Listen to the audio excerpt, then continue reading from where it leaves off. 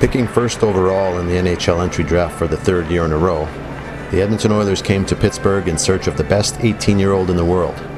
And after weeks of suspense, they decided he is Sarnia winger Nail Yakupov. I feel great now, and I'm excited to be in Edmonton, and it's great time in my life. The dynamic Russian winger believes he is ready to help the Oilers right now. I think, yeah, why not? I have lots of time for work in the summer and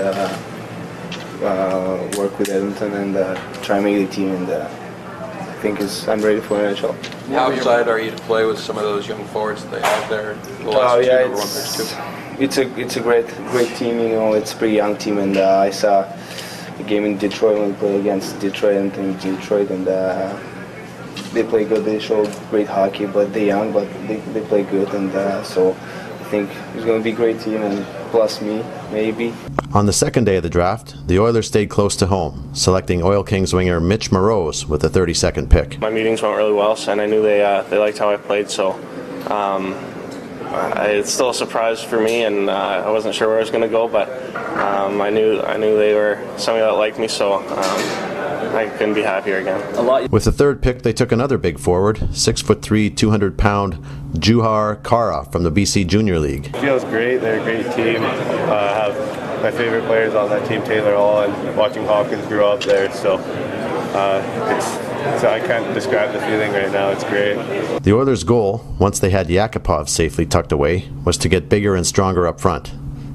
And that's what they thought they did. Well, I read the newspapers too and say we've got to get a little bigger, and so that's what we're trying to do is add some, size to your forwards so that you can be strong in front of the net. The game seems to be played within that 10-foot area, and we have lots of skill.